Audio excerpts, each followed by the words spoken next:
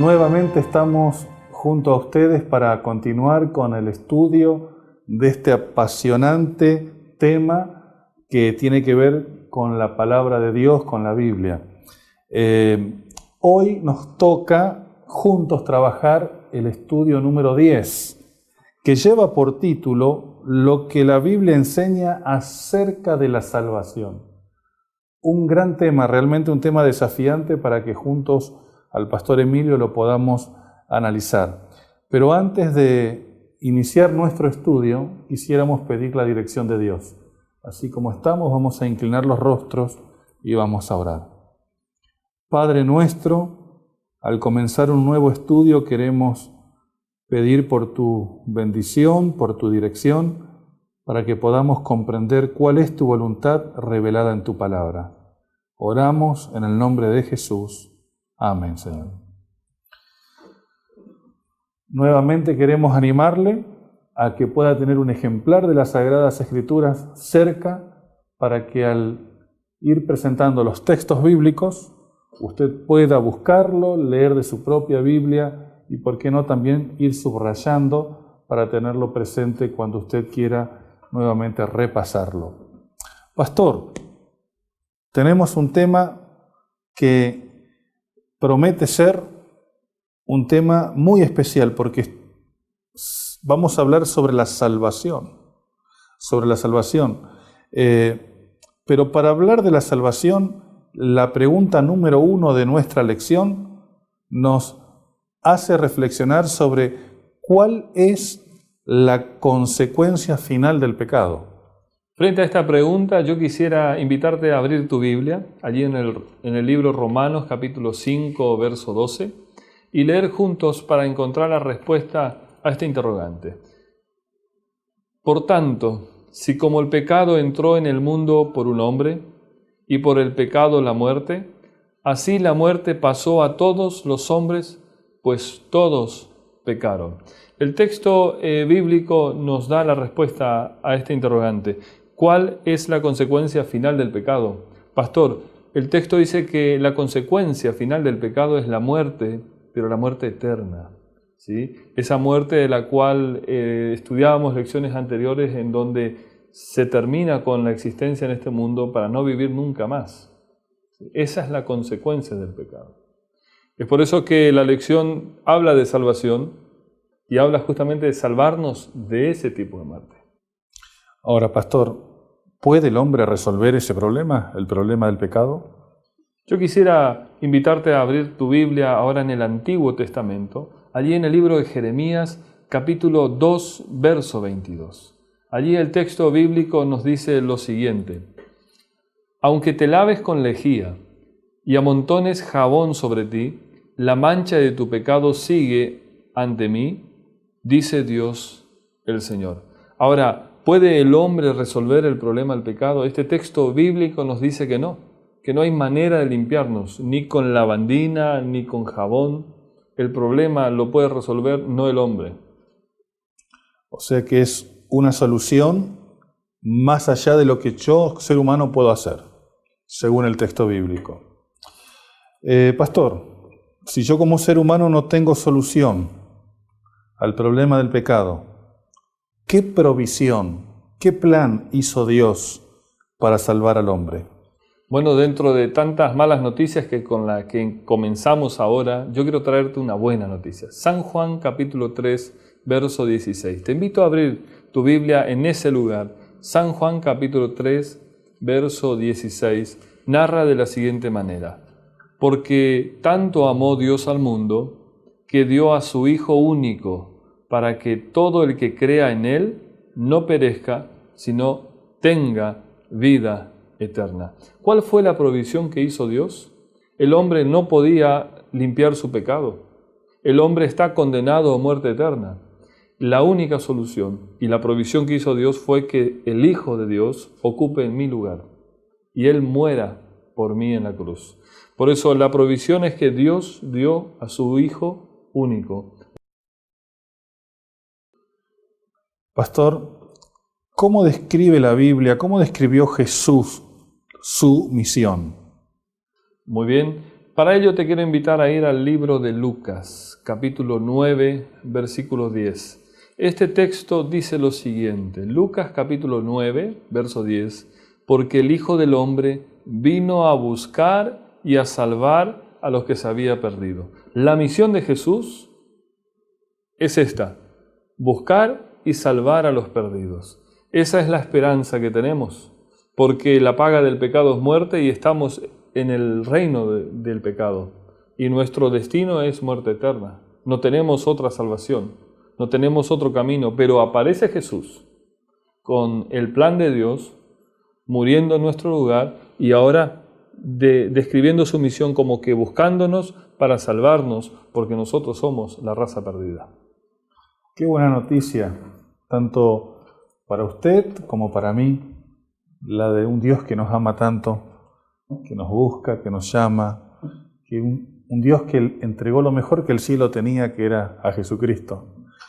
Cuántas noticias maravillosas que podemos recibir de la palabra de Dios. Pastor, muchas personas se han preguntado y aún en la actualidad a veces escuchamos por allí esta pregunta. Dice la pregunta 5, ¿cometió Jesús algún pecado? Creo que a más de uno le gustará escuchar la respuesta. Pero te invito a ir a la Biblia. Quisiera que nos acompañes a la carta de Hebreos capítulo 4, verso 15. Este texto narra de la siguiente manera, porque no tenemos un sumo sacerdote incapaz de simpatizar con nuestras debilidades, sino al contrario, fue tentado en todo según nuestra semejanza, pero sin pecado. Jesús experimentó tentaciones, dice el texto bíblico, pero Jesús nunca pecó. En Jesús nosotros encontramos un referente al cual podemos imitar, al cual podemos acercarnos a Él frente a nuestras debilidades y nuestras tentaciones, porque Él la padeció, pero salió victorioso sobre ella. Me gusta mucho esta expresión del apóstol cuando dice que Jesús fue tentado en todo según nuestra semejanza, o sea que Dios me entiende, Jesucristo me entiende en mis luchas, me entiende en las dificultades que tengo que enfrentar. Dios te entiende, amigo, Dios te entiende, querida amiga. Dios conoce cuáles son tus luchas, Dios conoce cuáles son mis luchas, y no solo que conoce, sino que Él tiene la capacidad de comprender lo que yo estoy viviendo. Qué hermoso mensaje que nos deja aquí el libro de Hebreos. Ahora, Jesús no cometió pecado. Jesús no cometió ningún pecado como acabamos de leer. Pero, ¿cómo pagó Jesús la deuda del hombre? Bien, yo quisiera invitarte a abrir el Antiguo Testamento, allí en el libro de Isaías, capítulo 53. El verso 3 hasta el verso 7. Y allí podamos leer juntos y ver cómo es que Jesús pagó el precio del pecado. Isaías capítulo 53 dice lo siguiente: despreciado y desechado entre los hombres, varón de dolores, experimentado en quebranto, y como escondimos de él el rostro, fue menospreciado, y no lo estimamos. Sin embargo, él llevó nuestras enfermedades y sufrió nuestros dolores, y nosotros lo tuvimos por azotado, por herido de Dios y abatido. Pero Él fue herido por nuestras rebeliones, molido por nuestros pecados. El castigo de nuestra paz fue sobre Él, y por su llaga fuimos curados. Todos nos descarriamos como ovejas, cada cual se desvió por su camino, pero el Eterno cargó sobre Él el pecado de todos nosotros. Angustiado y afligido, no abrió su boca. Como cordero fue llevado al matadero, como oveja ante sus trasquiladores, enmudeció y no abrió su boca. ¿Cómo pagó Jesús la deuda del hombre? Pastor Elvio, con su propia vida, entregándose en la cruz por cada uno de nosotros. Cuánta expresión de amor de parte de Jesucristo, al aceptar morir en la cruz por nosotros, su propia vida. Pero, pastor, ¿fue suficiente la muerte de Cristo o había algo más que tenía que suceder para asegurar nuestra salvación? ¿Qué acto fue el que aseguró, el que cerró completamente la salvación del ser humano? Bueno, es importante lo que nos plantea el pastor Elvio, y yo quisiera conducirte a un texto bíblico. Vamos al Nuevo Testamento, en 1 Corintios capítulo 15, verso 20 al 22. Allí el apóstol Pablo dice lo siguiente: pero lo cierto es que Cristo resucitó de los muertos y fue hecho primicia de los que durmieron, porque así como la muerte vino por un hombre, también por un hombre vino la resurrección de los muertos. Porque así como en Adán todos mueren, así en Cristo todos serán vueltos a la vida. Por eso, pastor Elvio y querido que nos oyes, ¿qué acto aseguró nuestra salvación? Ese acto que aseguró nuestra salvación es la resurrección de Cristo.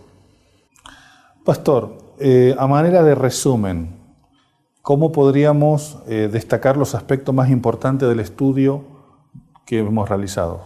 Bien, nosotros hemos visto que la consecuencia final del pecado es la muerte eterna. Y usted y yo tememos a esa muerte eterna. Y nos hemos descubierto en la pregunta si el hombre puede resolver el problema del pecado.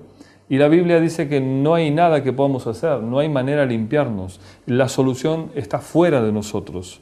Es por eso que Dios ha provisto un plan, y ese plan era que su Hijo, su único Hijo, muriese en nuestro lugar. La misión de Jesús fue descrita como alguien que busca, como alguien que vino a salvar a aquel que estaba perdido. También hemos encontrado en el estudio de este momento que Jesús no cometió ningún pecado, que Jesús fue tentado en lo que fuimos tentados nosotros. Y sabe, podemos acercarnos a Él porque Él conoce la salida a nuestras tentaciones. Él es el único que puede resolver nuestros problemas. ¿Cómo pagó Jesús la deuda nuestra? Muriendo Él en nuestro lugar en la cruz. Y si hay algo que asegura nuestra salvación, que certifica que Él va a salvarnos, es su propia resurrección. Cuando Cristo en esa mañana resucita, sella en nuestros corazones y en la historia de que Él va a resucitar a nosotros también cuando venga. Queridos, frente a estas grandes verdades que han sido presentadas ante nosotros, ¿qué vamos a hacer? Aquí el estudio nos propone 3 consejos. El primer consejo es creer en Jesús. De nada sirve que Dios haya entregado a su único Hijo si es que usted o yo no creemos. Por eso, creer en Jesús es uno de los consejos más importantes que nos da el estudio de esta jornada. El segundo consejo es aceptarlo como único Salvador.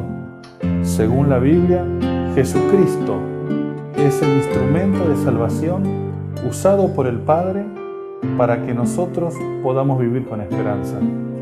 Y en tercer lugar, el desafío de abrirle la puerta de nuestro corazón. Dice la palabra del Señor que Dios está a la puerta llamando. Si alguno oye la voz y abre la puerta, Él promete entrar a nuestra vida. Por eso, nuestro compromiso de fe en esta ocasión dice lo siguiente: después de haber leído y entendido, mi decisión personal es: creo que Jesús murió por mí, lo acepto como mi único Salvador, le entrego mi vida y mi corazón. Y Pastor Emilio, yo creo que Jesús murió por mí, lo acepto como mi único Salvador y también entrego mi vida y mi corazón. Y como demostración de que esto es así, yo quiero colocar mi nombre allí públicamente para reconfirmar y reafirmar estos conceptos para mi vida.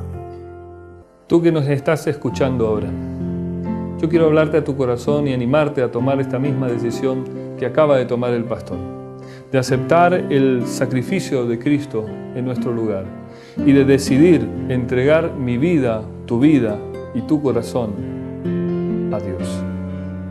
¿Quisieras colocar junto conmigo tu nombre en esa hoja? Como un compromiso de fe, diciéndole a Dios también esto: te acepto como mi Salvador y quiero preparar mi vida y mi corazón entregándote a ti en este momento. Yo voy a colocar mi nombre en expresión a esa decisión, animándote también a ti a que lo tomes. Querido amigo, querida amiga, queremos pedir a Dios que Dios pueda reconfirmar esta decisión. Y para esto, Pastor Emilio, queremos pedirle si usted puede tener una palabra de oración pidiendo a Dios que estas verdades queden grabadas en nuestros corazones. Vamos a dedicar estos minutos de pensamientos a Dios. Padre nuestro que estás en los cielos, gracias por tu palabra y porque en ella encontramos este mensaje de esperanza. Y queremos una vez más decirte que aceptamos a Jesús como nuestro único Salvador y queremos entregarte nuestra vida y nuestro corazón. Toma esta decisión en serio. Pedimos esto en el nombre de Jesús. Amén.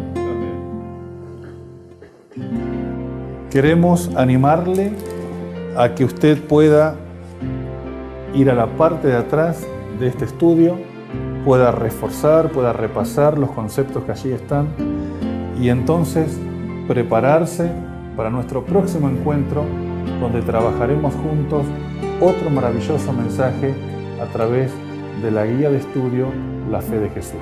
Que Dios lo bendiga. Muchas gracias.